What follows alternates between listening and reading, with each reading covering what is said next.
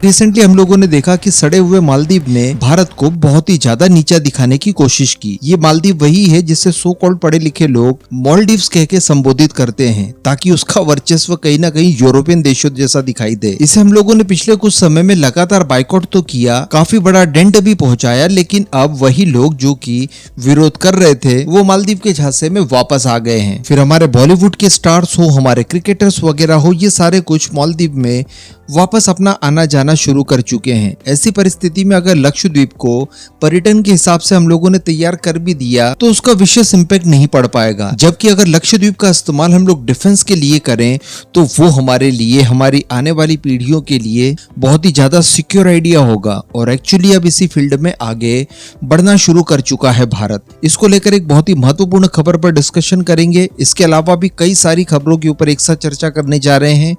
आप बस इस वीडियो को एकदम एंड तक देखते हुए अपने खुद के इस चैनल को सब्सक्राइब जरूर कर दीजिएगा। अब पहली खबर निकल कर आ रही है सीधे ताइवान से। जी हाँ, ये खबर इस समय बहुत ही ज्यादा इंपॉर्टेंट बताई जा रही है भारत के पॉइंट ऑफ व्यू से। दरअसल ताइवान के मेजर बिजनेस ऑर्गेनाइजेशन के हेड द्वारा कुछ बातें कही गई है और ये बातें एक्चुअली चाइना को सोने नहीं दे रही है। देखिए, चाइना का लगातार अग्रेशन ताइवान के खिलाफ बढ़ रहा है। इसके अलावा अमेरिका इस समय लोकतंत्र के महापर्व में व्यस्त है। इसके अलावा डोनाल्ड ट्रंप, जो कि अमेरिका के अगले राष्ट्रपति बन सकते हैं, उनकी तरफ से भी बेरुखी देखने के लिए मिली है ताइवान के प्रति।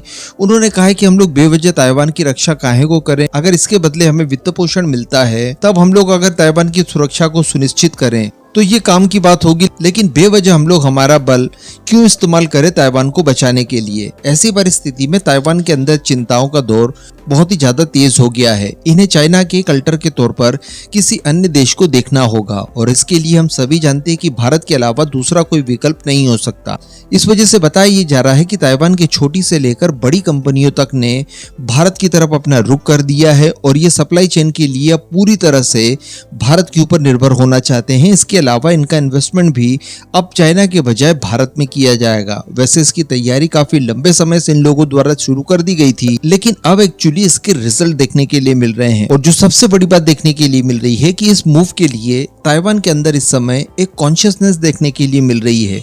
वो एक्चुअली अब चाइना से भारत के अंदर शिफ्ट होना चाहते हैं, ऑब्वियसली, क्योंकि फ्यूचर सिनारियो इन्हें अपने हित में बिल्कुल नहीं दिखाई दे रहा है। इसके प्रूफ के तौर पर अगर देखना हो तो बताया ये जा रहा है कि वर्ष 2023 तक पिछले 5 सालों में ताइवान का जो FDI था भारत के अंदर वो बढ़कर $655 मिलियन तक पहुंच गया है और ये अब तक का उच्चतम स्तर माना जा सकता है। अगर इससे पहले की बात की जाए तो वर्ष 2006 से वर्ष 2017 के दौरान ताइवान का जो FDI भारत के अंदर था वो केवल $277 मिलियन का था। और जैसा कि मैंने आपको बताया कि ये खबर सीधे ताइवान के मेजर बिजनेस ऑर्गेनाइजेशन के हेड, जिनका नाम हुआंग है, उनके द्वारा खुद ये बातें एक इंटरव्यू के दौरान रॉयटर्स से कही गई। खुद उन्होंने चाइना और भारत का स्पष्ट रूप से नाम लेते हुए ये सारी बातें कही कि अब हम लोग चाइना को त्याग कर भारत के अंदर शिफ्ट होने की तैयारियां कर चुके हैं। इसके अलावा अगर चिप निर्माण की बात की जाए, सेमीकंडक्टर वगैरह की बात की जाए तो इसको लेकर भी वो भारत के साथ प्रतिबद्ध दिखाई दे रहे हैं। भारत के साथ लगातार डील्स की जा रही है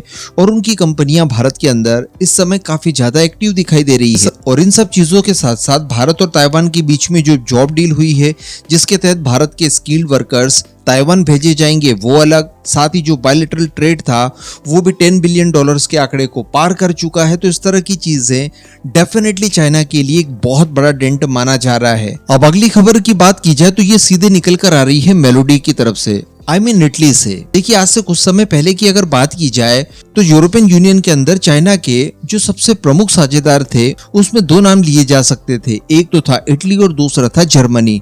लेकिन आज की अगर बात की जाए तो इटली हो या फिर जर्मनी हो, दोनों ही चाइना से अलग होने के लिए सारी तैयारियां कर ही चुके हैं। रिसेंटली मैंने आपको बताया कि जर्मनी द्वारा भी चाइना के ऊपर कई सारे प्रतिबंध लगाए गए, उसको गैस टरबाइन देने से इनकार किया गया। इसके साथ साथ चाइना की हुआवे और ZTE के ऊपर सारी निर्भरता समाप्त करने के लिए भी उन्होंने प्रतिबंध लगा दिए। इसके अलावा अगर इटली की बात की जाए तो इटली, जो कि G7 का पहला देश था जो कि BRI परियोजना से जुड़ा, उसने जॉर्जिया मेलोनी के कार्यकाल शुरू होते ही उस डील से भी अपने आप को वापस कर लिया। चाइना के साथ मधुर संबंधों को ऑलमोस्ट बिगाड़ लेने जैसी स्थिति तक वो लोग पहुंच चुके हैं। इसके अलावा एक बहुत ही साहसी कदम इटली द्वारा फिर से उठाया गया और इसमें बताया ये जा रहा है कि ऑस्ट्रेलिया के ठीक बाद इटली द्वारा अपना एयरक्राफ्ट कैरियर फिलीपींस भेजा जा रहा है। इस समय की अगर बात की जाए जब चाइना और फिलीपींस के बीच में टेंशंस अपने पीक पर पहुंच चुकी है, ऐसी परिस्थिति में अपना स्ट्राइक ग्रुप फिलीपींस भेजना आप समझ सकते हैं कि ये चाइना के खिलाफ एक तरह से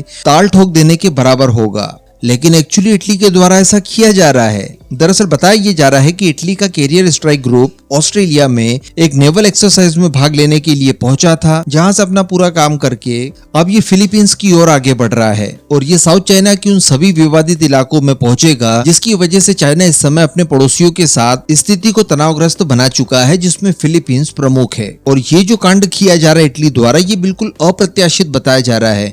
यानी इसकी कल्पना न तो पहले किसी अन्य देश ने की थी, इवन न ही चाइना ने की थी कि इटली हमारे खिलाफ इतना बड़ा कदम उठा सकता है, लेकिन एक्चुअली ऐसा किया जा रहा है। अब इसके पीछे का कारण क्या है तो मैं आपको पहले कई बार बता चुका हूं कि साउथ चाइना सी पूरी दुनिया के लिए बहुत ही ज्यादा इंपॉर्टेंट है। अगर स्पेशली यूरोप की भी बात की जाए तो यूरोप का 40% व्यापार इसी साउथ चाइना सी के माध्यम से होता है। ऐसी परिस्थिति में साउथ चाइना सी के अंदर किसी भी तरह की चाइनीज दखल अंदाजी को कोई भी देश बर्दाश्त नहीं करना चाहता और चाइना के अग्रेशन को रोकने के लिए अमेरिका हो या फिर उसके बाकी सहयोगी देश हो, वो लगातार साउथ चाइना सी में अपनी प्रेजेंस को मजबूत करने की कोशिश कर रहे हैं। इन्हीं सब कारणों की वजह से तो ताइवान को बचाने के लिए भी अमेरिका प्रतिबद्ध दिखाई देता है। तो अल्टीमेटली जो कुछ भी हो, भारत को भी चाइना के खिलाफ इटली के रूप में एक मजबूत साझेदार यहां से मिलते हुए दिखाई दे रहा है।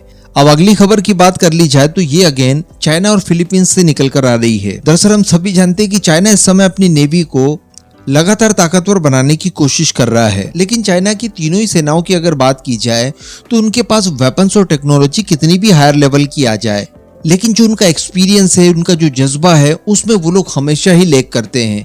एक बात मैं भी हमेशा कहता हूं कि अगर सेम तरह की टेक्नोलॉजी, सेम तरह के हथियार जो कि चाइनीज फोर्सेस इस्तेमाल करती है, ये अगर पाकिस्तान को दे दिए जाए तो पाकिस्तान की सेना चाइना की सेना की तुलना में ज्यादा अच्छा परफॉर्म कर सकती है। क्योंकि पाकिस्तान ने चाहे 4-4 युद्ध भारत के खिलाफ हारे हों, लेकिन हार कर भी जो उन्होंने एक्सपीरियंस लिया है वो चाइना की सेना से ज्यादा ही है। चाइना की सेना ने प्रॉपर कोई भी युद्ध लड़ा ही नहीं है। अब इन्हीं सब को लेकर चाइना का मजाक उड़ा रहा है फिलीपींस। दरअसल फिलीपींस की नौसेना के एक वरिष्ठ अधिकारी द्वारा चाइना का मजाक उड़ाते हुए उन्हें एक सुझाव दिया है कि वो लोग एयरक्राफ्ट कैरियर्स तो तैयार कर रहे हैं, लेकिन इससे ज्यादा जरूरी है कि आप अपनी नौसेना के अंदर ऐसी क्षमताओं को डेवलप कीजिए पहले, जो कि एयरक्राफ्ट कैरियर को ऑपरेट करने के लिए और इसके जरिए युद्ध लड़ने के लिए जरूरी होती है। अल्टीमेटली चाइना को ये बता दिया है कि आपके पास हथियार है लेकिन चलाना नहीं आता, आप इस क्षेत्र में अनुभवहीन हैं। इसके अलावा उन्होंने यहाँ तक की बात कह दी कि पूरा अनुभव लेने में और पूरी तरह से सक्षम होने में इन हथियारों को इस्तेमाल करने के लिए आपको दशकों का समय लगेगा। दरअसल पिछले कुछ समय से लगातार देखा जा रहा है कि चाइना के नए एयरक्राफ्ट कैरियर्स फिलीपींस को धमकाने के लिए लगातार गश्त करते हैं, उसके जल क्षेत्र में घुसने की कोशिश करते हैं। तो इन्हीं सब को लेकर फिलीपींस की नौसेना के वरिष्ठ अधिकारी द्वारा ये सारी बातें कही गई और उन्होंने अपने देशवासियों को भी इस बात को समझाने की कोशिश की है कि देखिए, चाइनीज नौसेना से डरने की जरूरत नहीं है, ये अनुभवहीन है, इनके पास हमसे ज्यादा आधुनिक हथियार वगैरह तो हैं, इसमें कोई शक नहीं है, लेकिन इनके परिचालन की उत्कृष्ट परिस्थिति तक पहुंचने में इन्हें दशकों का समय लगेगा। अब अगली खबर की बात कर ली जाए जो कि लक्षद्वीप से संबंधित है। देखिए, लक्षद्वीप को रिसेंटली हम लोगों ने कई सारी चीजों के लिए तैयार करने के लिए प्रोजेक्ट शुरू किए, जिसे हम लोग इसे पर्यटक स्थल के तौर पर तो तैयार करना चाहते ही हैं, साथ ही यहाँ पर हमारी फोर्सेस के लिए हम बेस भी बनाना चाहते हैं, जिसे कि हम लोग स्ट्रेटेजिक एयरक्राफ्ट कैरियर्स भी कह सकते हैं। यहाँ पर हमारी नौसेना, हमारी वायुसेना सभी अच्छे से ऑपरेट कर सके, इसके लिए कुछ बेस तैयार करने की बातें चल रही थी। इसी बीच खबर निकल कर आ रही है कि भारतीय सरकार द्वारा लक्षद्वीप के मिनिकॉय आइलैंड पर एक नया एयरबेस बनाने और इसके अलावा लक्षद्वीप के दूसरे अगत्ती आइलैंड पर जो मौजूदा एयरफील्ड है उसके ऊपर सैन्य संचालन के लिए और एक एयरबेस के रूप में उसे अपग्रेड करने का जो प्रस्ताव था उसको मंजूरी दे दी गई है। जी हाँ, आज से 3-4 महीनों पहले मुझे याद है जब मैंने आपको वीडियो बनाकर खबर बताई थी कि इन दोनों ही आइलैंड्स के ऊपर यानी मिनिकॉय और अगत्ती, इन दोनों पर एयरबेस वगैरह तैयार किए जाएंगे। जो पुराने हैं उन्हें अपग्रेड किया जाएगा, इसके लिए प्रस्ताव आ चुका है, तो उन्हीं प्रस्तावों को अब मंजूरी दे दी गई है। इससे बताया जा रहा है कि आने वाले कुछ ही समय में ये सारे काम जब पूरे हो जाएंगे उसके बाद यहाँ पर हमारे सैन्य विमानों की तैनाती बड़ी आसानी से की जा सकेगी।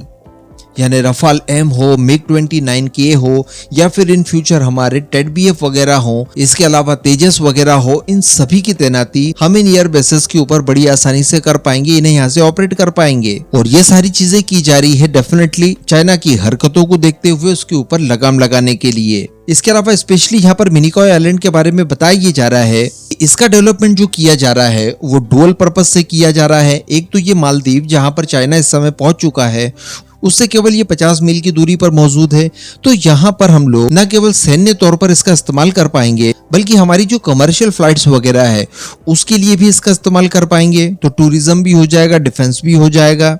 इसके अलावा यहाँ पर सभी तरह के लड़ाकू विमानों का परिवहन शुरू किया जाएगा, साथ ही लंबी दूरी तक निगरानी करने में सक्षम और मारक क्षमता वाले ड्रोन्स भी यहाँ पर डिप्लॉय किए जाएंगे। और जैसा कि पास्ट में भी इस चीजों को क्लियर कर दिया गया है कि लक्षद्वीप को हम लोग फर्स्ट रिस्पॉन्डर के तौर पर इस्तेमाल करेंगे, यानी अगर भारत के खिलाफ हमले में किसी भी तरह की गतिविधि देखने के लिए मिलती है तो उसका पहला रिस्पॉन्स हम लोग हमारे इन्हीं बेसेस के जरिए दुश्मनों को देंगे। तो अल्टीमेटली जो चीजें हम लोग सोच रहे थे, जिनको पूरा करने के लिए हम लोग पहले तैयारियां कर रहे थे, उनके ऊपर इम्प्लीमेंट होना अब शुरू हो चुका है। और ये भारत के पॉइंट ऑफ व्यू से भारत की सिक्योरिटी को लेकर बहुत ही ज्यादा सकारात्मक खबर मानी जा सकती है, ताकि हिंद महासागर में जो भारत का वर्चस्व है उसे एज इट इज बनाकर रखा जाए।